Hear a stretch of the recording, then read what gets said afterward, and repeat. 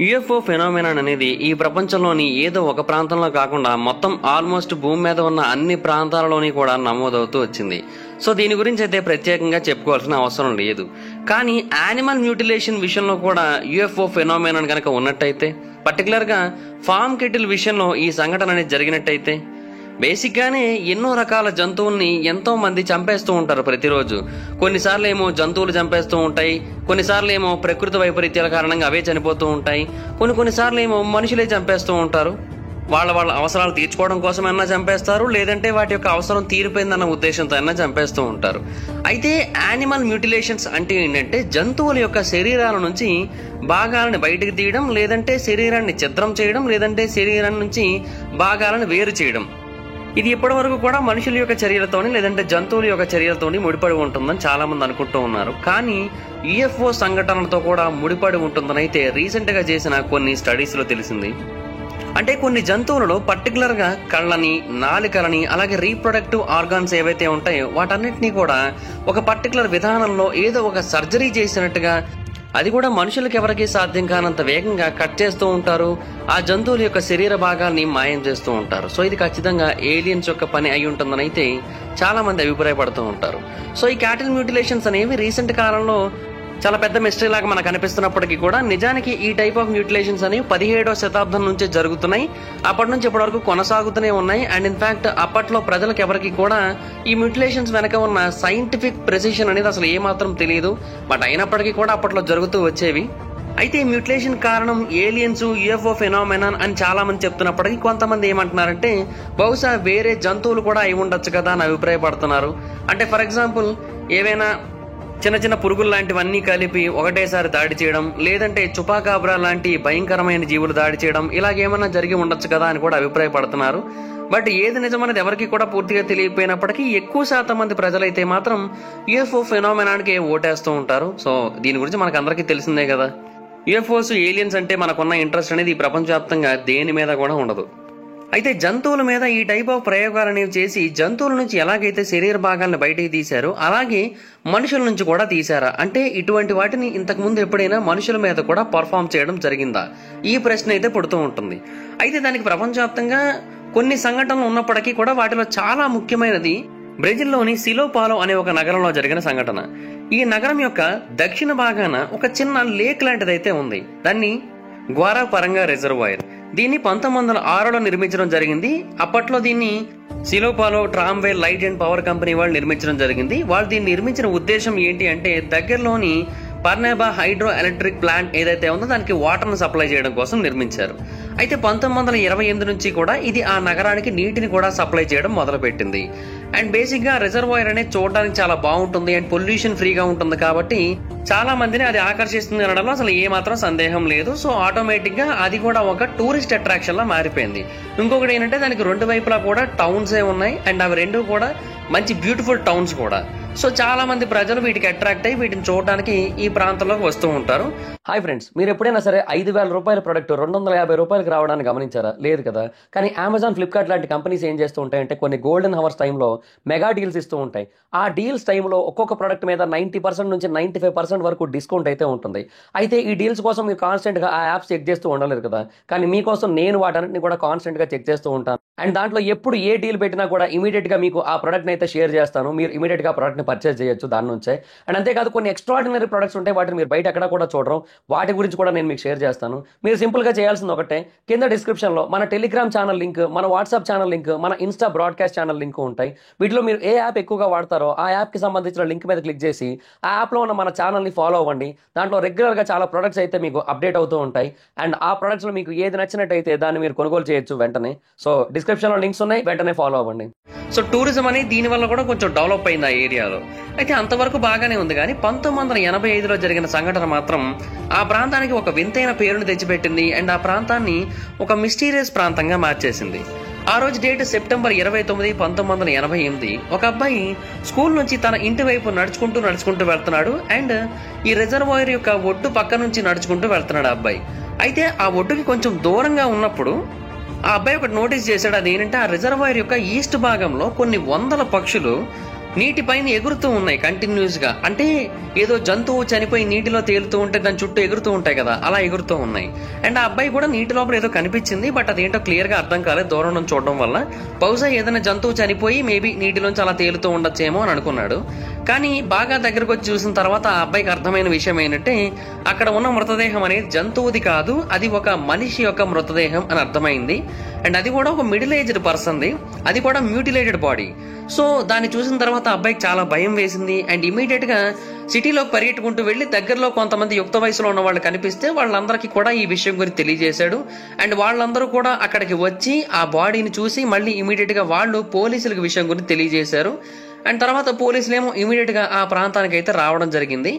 And ఆ బాడీని చూసిన తర్వాత మొదట వాళ్ళు ఏమనుకున్నారంటే ఆ ప్రాంతంలో కొన్ని ప్రమాదకరమైన గ్యాంగ్స్ ఉంటాయి, బహుశా ఆ గ్యాంగ్స్ యొక్క గొడవలలో ఎవరైనా సరే అవతల గ్యాంగ్ కి చెందిన వ్యక్తిని చంపేసి ఉండొచ్చు అని అయితే అభిప్రాయపడ్డారు.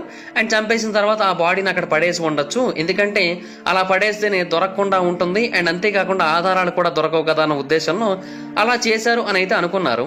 కానీ పోలీస్ ఆఫీసర్స్ కి ఒక్కటైతే మాత్రం అర్థం కాలేదు, అదేంటంటే ఆ బాడీ అనేది ఏదో సాధారణంగా చనిపోయిన వ్యక్తి యొక్క శరీరంలా కాకుండా చాలా అంటే చాలా వింతగా, చాలా భయంకరంగా కనిపిస్తోంది. యాక్చువల్గా ఆ మృతదేహం యొక్క ఫొటోస్ ని నేను ఇక్కడ డిస్ప్లే చేయలేను, ఎందుకంటే యూట్యూబ్ కమ్యూనిటీ గైడ్ లైన్స్ ప్రకారం అవి చాలా అంటే చాలా వైలెంట్ గా ఉంటాయి అవి. సో అంతటి దారుణమైన ఫొటోస్ ని చూపిస్తే కొంతమంది తట్టుకోలేకపోవచ్చు కూడా దాన్ని చూసి, ఎందుకంటే వీక్ హార్టెడ్ పీపుల్ మాత్రమే వాటిని చూసి తట్టుకోగలుగుతూ ఉంటారు. సో అందుకని నేను ఏం చేస్తున్నా అంటే నా ఇన్స్టాగ్రామ్ స్టోరీలో పెడుతున్నాను ఆ పిక్స్ ని. సో ఆ పిక్స్ ని మీరు చూడాలనుకుంటే నా ఇన్స్టాగ్రామ్ ఐడి లింక్ కింద డిస్క్రిప్షన్ లో ఉంటుంది. ఈ వీడియో మొత్తం అయిపోయిన తర్వాత ఆ లింక్ మీద క్లిక్ చేసి ఒకసారి నా స్టోరీలో ఉన్న ఆ ఫొటోస్ ని చూడండి, ఆ పర్సన్ గురించి మీకు అర్థమవుతుంది. ముందు ఫొటోస్ చూసి వచ్చి తర్వాత మ్యాటర్ వింటానంటారా, లేదంటే మ్యాటర్ విని ఆ ఫొటోస్ చూడాలా వద్దా అని డిసైడ్ అవుతారా అనేది అయితే మాత్రం మీ ఇష్టం. బట్ మళ్ళీ చెప్తున్నా, చాలా అంటే చాలా దారుణంగా ఉంటాయి ఆ ఫొటోస్. So be careful. చూడాలనుకునే వాళ్ళకి ఇన్స్టాగ్రామ్ లింక్ కింద డిస్క్రిప్షన్ లో ఉంటుంది. ఇంకా మ్యాటర్లోకి వెళ్ళిపోదాం. బేసిక్ గా ఇలాంటి గ్యాంగ్ వార్స్ మధ్య చనిపోయిన వ్యక్తి యొక్క మృతదేహం అంటే ఎలా ఉండాలి?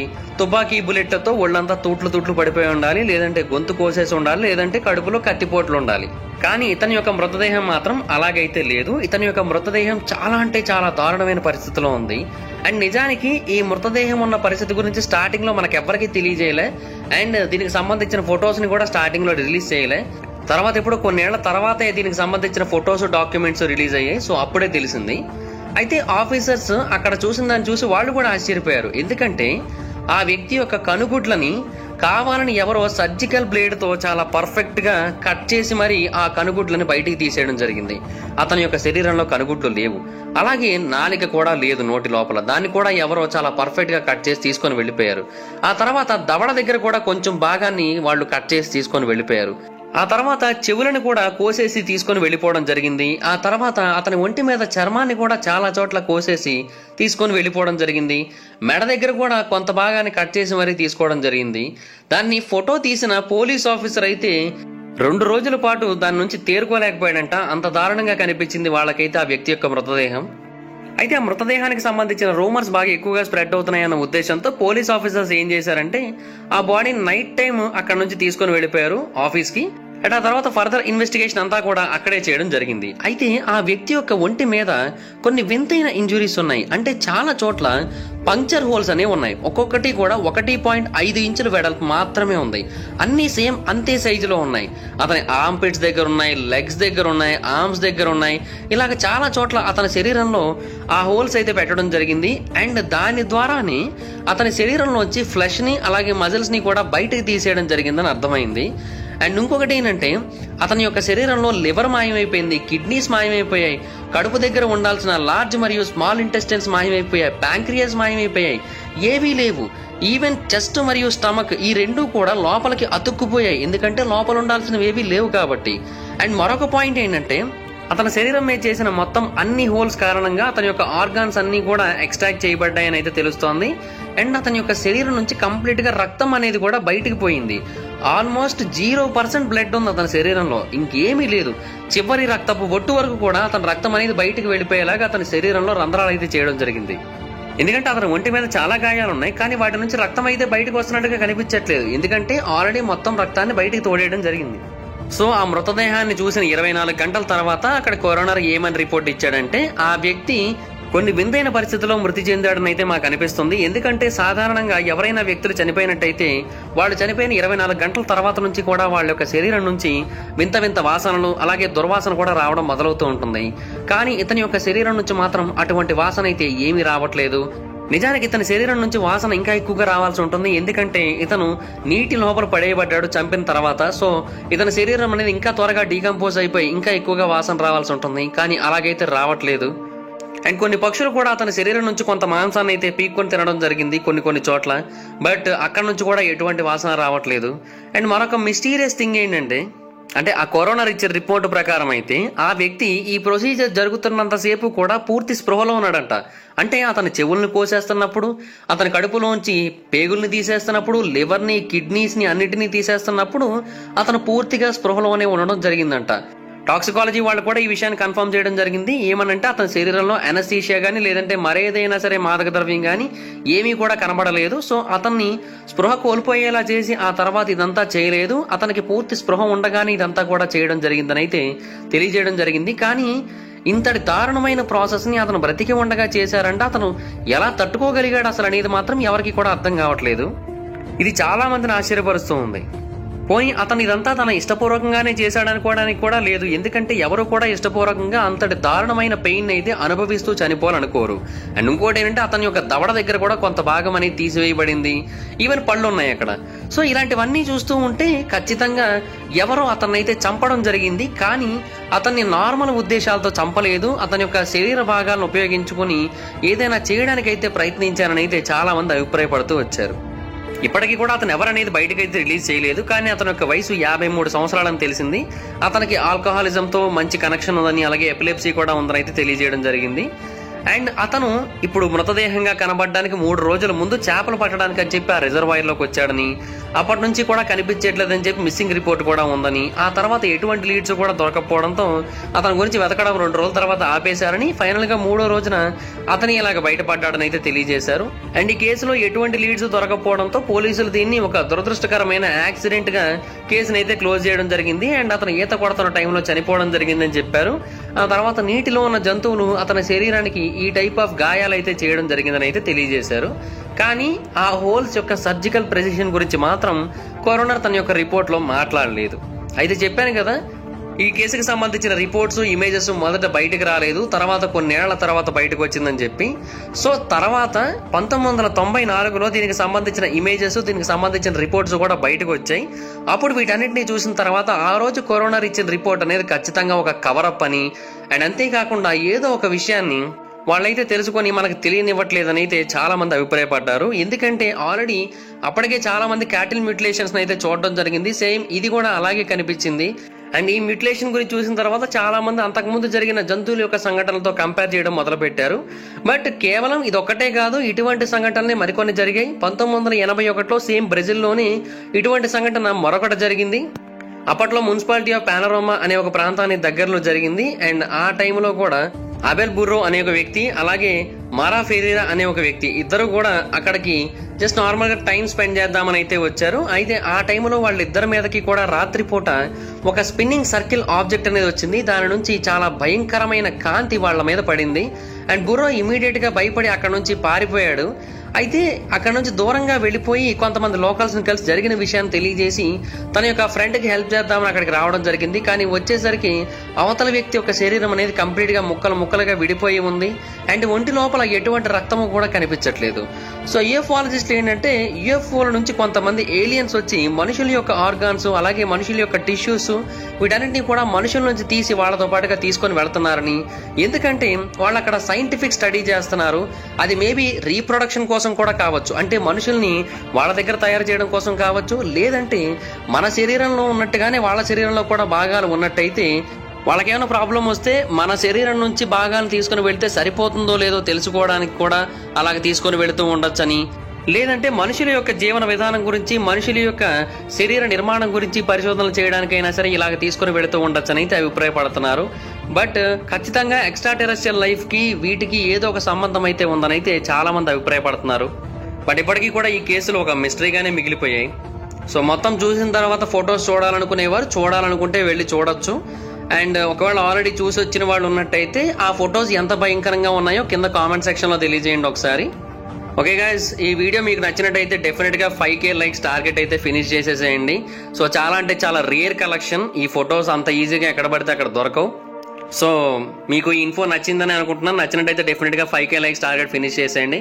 అండ్ డెఫినెట్గా ఈ వీడియోని మీ ఫ్రెండ్స్కి, ఫ్యామిలీ మెంబర్స్కి షేర్ చేయండి. అలాగే ఇప్పటివరకు ఎవరైనా మన ఛానల్ సబ్స్క్రైబ్ చేసుకోకపోతే సబ్స్క్రైబ్ చేసుకొని పక్కనే ఉన్న బెల్ ఐకాన్ క్లిక్ చేసి ఆల్లో పెట్టుకోండి.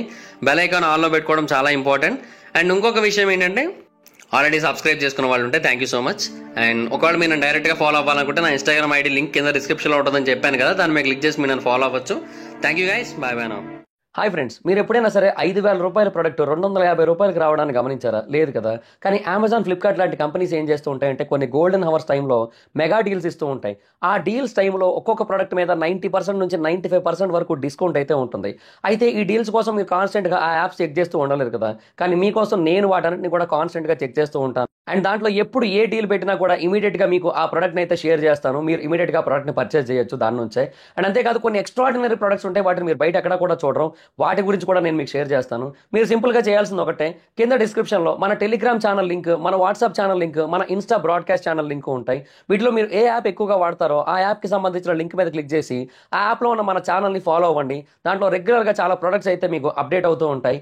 అండ్ ఆ ప్రొడక్ట్స్లో మీకు ఏది నచ్చినట్టయితే దాన్ని మీరు కొనుగోలు చేయొచ్చు వెంటనే.